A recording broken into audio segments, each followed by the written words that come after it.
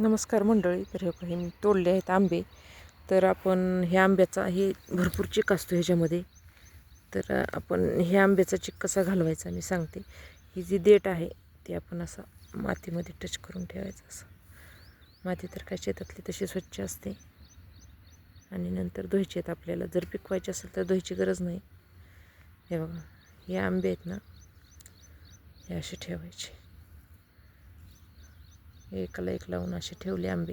आता काही तोडलेले नाहीत आपण, सगळे 2-3च घेतलेत फक्त. खरी भाजी करायची होती म्हणून, आंब्याची भाजी.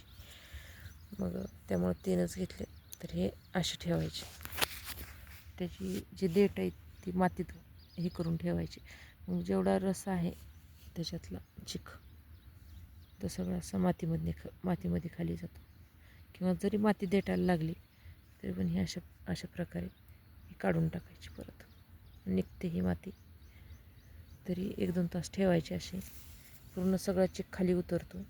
मग आंब्यामध्ये चिक राहत नाही.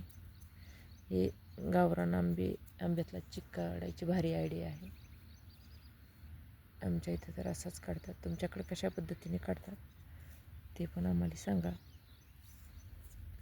हे बघा, चांगला निघतोय असा चिक. कारण चिक निघणं खूप महत्त्वाचं आहे. आंब्याला एकमेकाला लागला तर मग सगळे आंबे खराब होऊन जातात. एका आंब्याचा चिक दुसऱ्या आंब्याला लागला तर ते खराब होऊन जातात. आंबे सगळे चिकट होतात. मग असे कोरडे आंबे राहण्यासाठी आंबे तोडले हे असे पालथे करून ठेवायचे. गावरान आंबे असे देठ, पूर्ण रस आहे तो खाली. हे बघ, याचा जो रस आहे म्हणजे ह्याच्यातला चिक तो सगळा मातीमध्ये मुरायला लागला. बघ, ह्याचा काय अगोदरच निघला होता.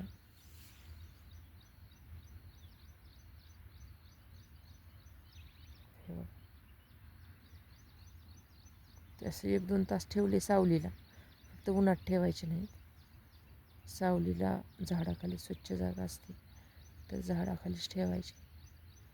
1-2 तास ठेवले पूर्ण सगळा रस निघून जातो. त्यातला चिक रसच येतो, चिक निघून जातो. कारण रस तयार झालेला नसतं कच्च्या आंब्यामध्ये. हे बघा, मग ही माती जरा वाळते परत. मग ती आपण माती एका कपड्याने पुसून घ्यायची. मग मस्त आंबे पिकायला ठेवायचे. हे बघा,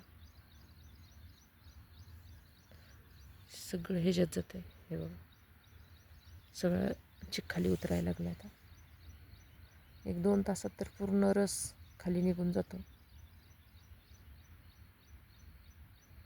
मग त्याचा दुसऱ्या आंब्याला त्याचा चिक लागत नाही. बघा कसले सुंदर सुंदर आंबे आहेत. हे आमच्या गावरान आंब्याची तोडून आणलेत.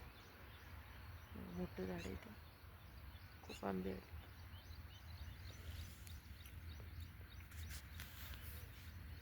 करा मग तुम्ही अशाच पद्धतीने चिक काढा आंब्यातला आणि छान छान पिकवा आणि छान छान खावा.